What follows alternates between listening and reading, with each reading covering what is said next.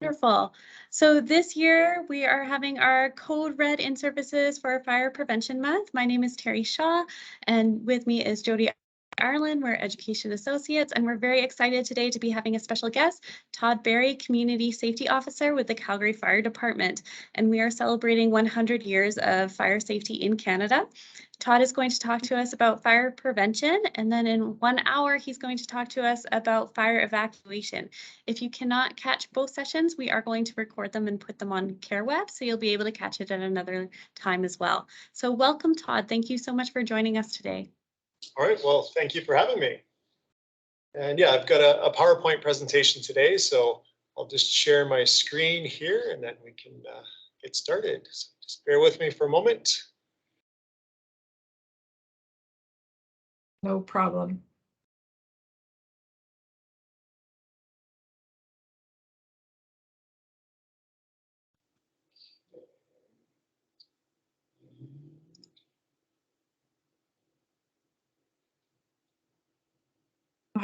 I see your presentation, Todd. Okay, so you can see Welcome Care West. Perfect. All right, so yeah, let's get started here. Yeah, it'll be about a 20-minute presentation today, and we're going to start talking about prevention. If anybody has any questions, feel free to ask questions throughout the presentation. And unfortunately, I won't be able to see if anybody raises their hand or anything like that. So maybe if you can let me know if you do have any questions, that would be great. All right, so let's get started. So the Calgary Fire Department, we were established in August 25th of 1885. We've got 42 fire stations throughout Calgary, and we've got over 1,300 firefighters here in Calgary and about 181 support staff. And last year, the Calgary Fire Department went to over 70,000 calls in 2021. So those calls are made up of many different types of calls, and medical calls make up 50% of the calls that we go to on a daily basis. Fire and fire-related calls are 29%, and then motor vehicle collisions and other miscellaneous items make up the rest of those calls. Yes, we do get calls for cats in the tree. I have had to climb a tree several times for cats, and so it does happen, but not that often. Our fire mission is to serve the community through excellence in fire prevention, education, protection, and safety. All right, so let's talk a little bit about prevention. So as that slide earlier said, about 30% of our calls are for fires. So there are some things we can do to prevent fires from happening. So our top 5 reasons for fires here in Calgary, 1 is cooking, 2 is smoking, 3 is electrical, 4 candles, and then 5 would be heating. So I believe in the residents there. Cooking, that shouldn't be an issue because none of the tenants or residents should have any appliances to be doing any cooking in their units. Smoking, I believe smoking is not allowed in the buildings there, so you shouldn't have any smoking issues there, but we'll talk a little bit about that, smoking outside, and a few issues with that as well. Electrical are number 3 there. There is several potential causes for fires within the Care West there, so we'll discuss that in a little more detail. Candles, I believe they're not allowed in rooms as well, so that shouldn't be an issue. And then space heaters or heating are number 5 cause.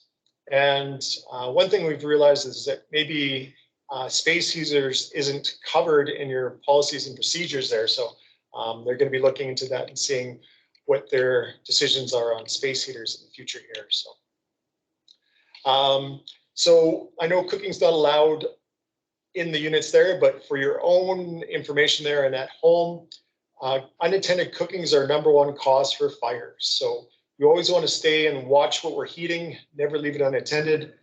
We see that all the time where somebody puts something in the stovetop and they get distracted by the doorbell, or the kids are fighting or something and they forget about it, and it can cause a fire. So we've even had people put something on the stovetop, they forget about it, they've left to go shopping, and they've come back to a house full of smoke. So always stay and watch what you're heating, never leave it unattended. If you do have to leave the room for any short period of time, just turn off the burner, do what you need to do, and then come back and resume your cooking. Also, when you're cooking with oil or grease, you got to be very careful. If you do have a fire with oil or grease, never try to move that pot. Just leave it there. Have a lid or a cookie sheet. Cover it with that lid or cookie sheet. Turn off the burner and just leave it cool. You never want to put any water on that grease fire. And also with a fire extinguisher, you don't want to use a fire extinguisher for a grease fire either. Just have a lid or a cookie sheet and cover it and turn off the heat and let it cool. Here's a quick example of what happens if you do put water on a grease fire. So this is just 1 cup of regular water on a grease fire. This is just in slow motion here, but no special effects or anything. And what happens with 1 cup of water on that grease fire? So what happens is the water goes underneath that oil, the grease, it heats up rapidly and turns into steam. And when water turns into steam, it expands 1,700 times. That's why you see that huge ball of flames there. So again, don't use a fire extinguisher on a grease fire. Just have a lid or a cookie sheet. If that fire is too big and you don't feel comfortable trying to put a lid on it, we just want you to get out, close doors behind you, and once you're outside, call 911. So yeah, that was just 1 simple cup of water on a grease fire. Wow, scary. Yeah, very scary, isn't it? All right. So we talked about smoking. So I believe, yeah, no smoking in any of the units there. If they are smoking outside, make sure that they're smoking in the designated area and using designated ashtrays. So yeah, if you're outside the building, you do see them smoking in improper areas, definitely enforce that they're smoking in the wrong locations and make sure that they dispose of those cigarette butts properly. So we've seen fires started because of people not putting their cigarette butts in the proper areas there or properly disposing of them. And sorry, I'm just going to skip ahead here.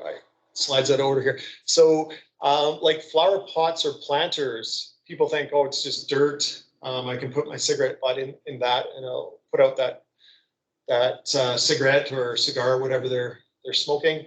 But there's peat moss and different fertilizers and that mixed in with that soil, and it can slowly start to burn, and then it can erupt into a big fire here. So this fire was several years ago in Millrise, and it was a condo complex, and somebody was smoking on their balcony and used a flower pot as an ashtray, and it caught that whole building on fire, and you can see the extensive damage just from 1 cigarette butt in a flower pot there. So we've got to be very careful when they're disposing those cigarette smoking materials, so they're not just throwing them on the street or on the ground, they're putting them in proper areas. So hopefully all the units or all the buildings there have proper cigarette disposal, the big plastic ashtrays type things on the outside of the buildings there. So, all right, sorry, I'm just going to go back.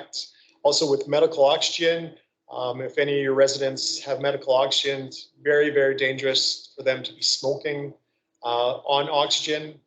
Actually, it was only about 3 or 4 weeks ago, we had an elderly lady who was smoking on medical oxygen, and the oxygen hose caught on fire while she was smoking, and she severely burnt her face. So, so yeah, very strongly encourage anybody who's using oxygen not to smoke while using their oxygen tanks. Very dangerous. All right. Here again, and with electrical safety. So that was number 2 for a cause for fires. So there's several things that we want to be careful when you're working with the residents there. So all the products, you want to make sure all the electrical equipment's CSA approved. Also UL, that's more of the US standards, but that's Underwriters Laboratory. They're very similar to CSA, but they're both on products you'll find here in North America, you'll find one of those standards. So CSA is a Canadian standard, but UL also has basically the same standards as CSA. So you want all their appliances to be the CSA approved. And so when you're using those electronics, if they're plugging them in and using a space or a power bar like this, it's okay if they're using each one of the plugins there. It's best if they have the power bar that's got a breaker in there, so that'll trip the power bar if it's being sort of overused or overextended. You can see the picture down here in the corner. We've got a power bar and it's plugged in and it's split into 3 up here. So the power bar is not plugged directly into the wall. So yeah, we don't want to be seeing anything where there's too many things plugged into one outlet and overloading that outlet and causing a fire. So if you see somebody who's got too many things plugged into that one outlet, try to find other outlets within that room that they can move some of their devices and plug them in there. And also with the electronic devices, you gotta be careful. And when you're charging cell phones and that, or tablets or laptops and that, make sure you're charging them on a hard, flat surface. And check the cords if they're frayed. If you're seeing any electronics, any of the cords that are frayed, like in this picture here, you got to get those replaced. And you want to make sure you replace the damaged cords with properly rated cords. Unfortunately, we're seeing, like at dollar stores and gas stations, that you can buy some cheap replacement cords for these devices, but not all of them meet the CSA standards. The government of Canada just did a test a while back, and they tested a lot of these cords, and over 60% didn't meet their standards. I don't know why these companies are still allowed to sell these cords when they're not meeting these minimum standards. But so yeah, just be careful and look at the cords and make sure that they are the proper cords and they're rated properly when replacing them.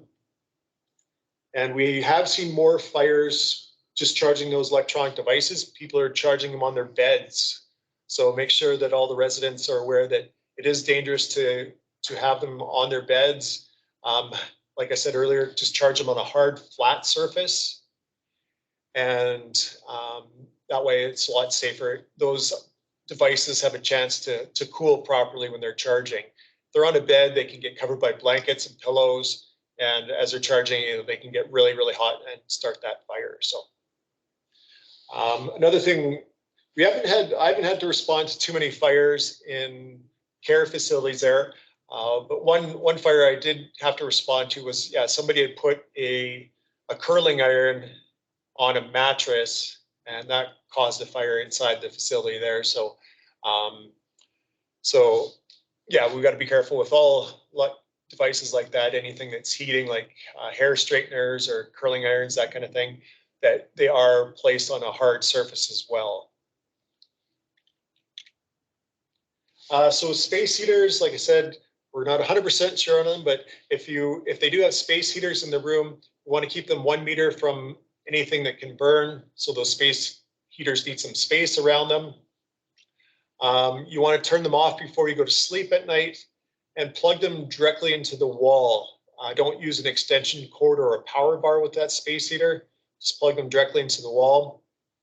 And that goes as well if they have, say, refrigerators or small air conditioning units. Those need to be plugged directly into the wall and not using power bars or extension cords for those. Because those devices, they use a lot more energy or electricity than other devices, so they can easily overload the power bar or the extension cord. Do we have any questions so far? How are we doing? No questions? You know how they always have like new and improved appliances that come out that are also, excuse me, have the CSA sticker and all that. Is newer always better? A lot of the times it is. Sometimes, sometimes, unfortunately, some of the newer things are built to only last for a shorter period of time.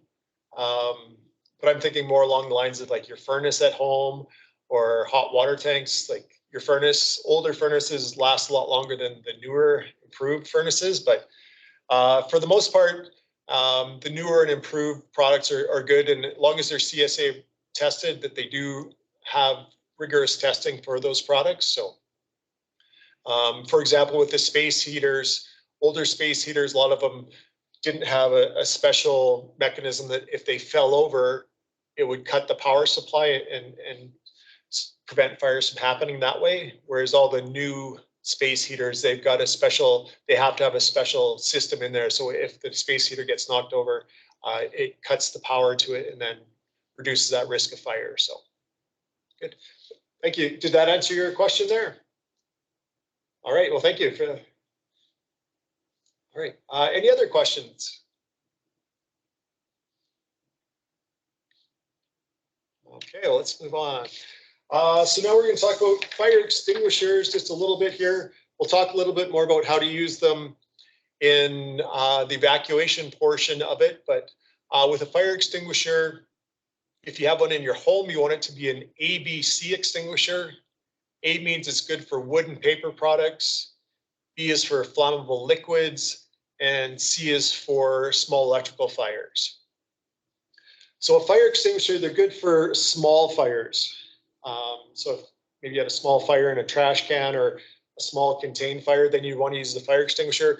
If that fire is getting bigger, we just want you to get the residents out, get yourself out, close the doors behind you, and yeah, protect yourselves, because the fire extinguishers, like I said, they're sort of small fires.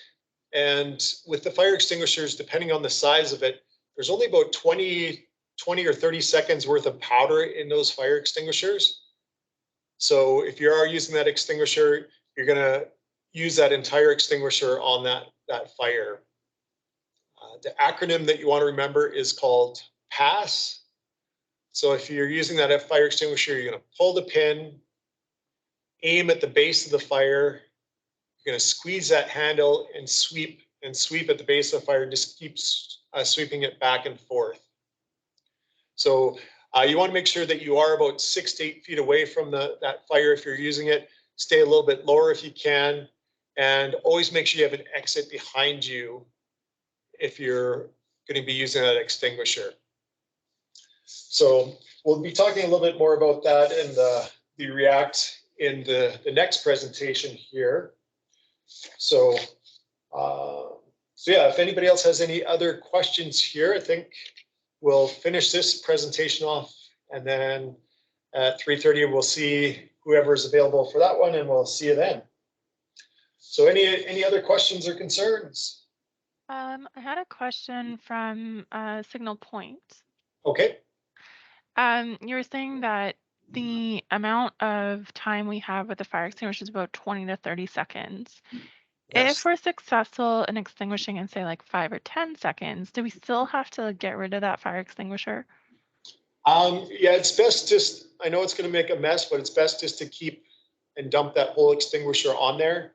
They're going to have to come service that extinguisher anyway and retest it. So both that in a work situation or at home situation, yeah, just use the whole extinguisher and make sure that fire's out. And awesome, thank you. Yeah, always back out of the room just to keep your eye on it, make sure that fire doesn't rekindle. But yeah. Thanks. All right, thank you.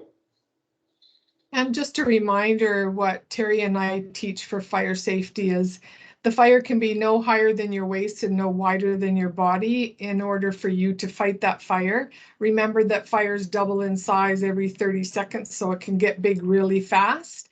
And you never want to go and fight a fire with an extinguisher by yourself. You always want a buddy nearby in case you succumb to smoke and become a victim in the fire zone. And now we have more than one thing to worry about. So bring someone with you, only use it on small fires. And like Todd said, empty the whole tank. Perfect, yeah, I totally agree with that 100%, yeah, for small fires, because yeah, if that fire's doubling in size every 30 seconds, that extinguisher is not meant to be putting out big fires, it's just small contained fires. So, yes. Any other questions for Todd?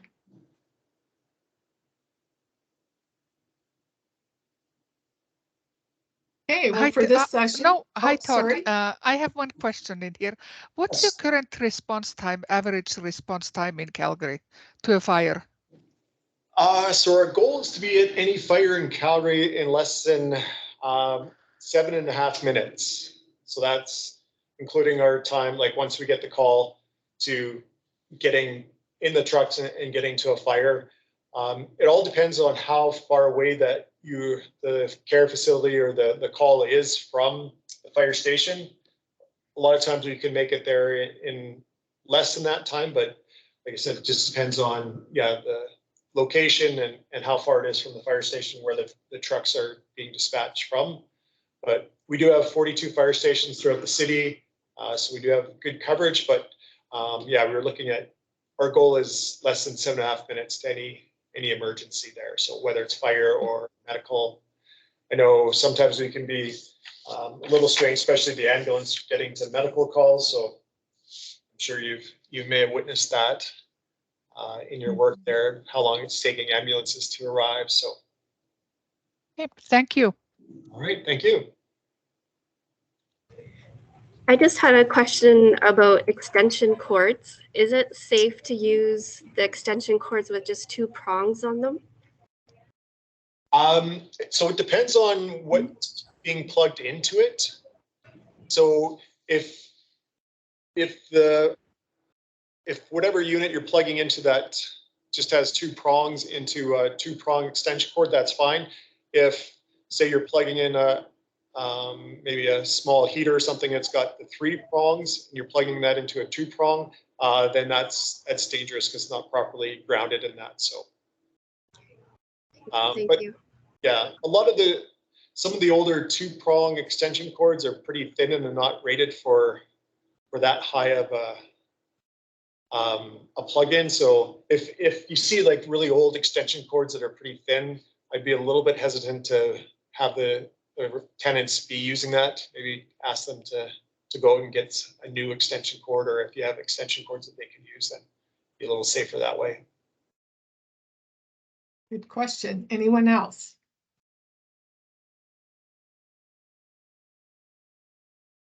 Hey, well, Todd, thank you so much for your time and sharing your expertise. We'll talk again at 3:30 about evacuation. And just a reminder, this year's slogan for fire safety is stay fire smart and don't get burned. Wise advice. Keep your eyes open for fire hazards. And we'll put this recording on CareWeb as soon as possible. Thank you all for attending and have a good afternoon. Thanks, everyone. Thank you.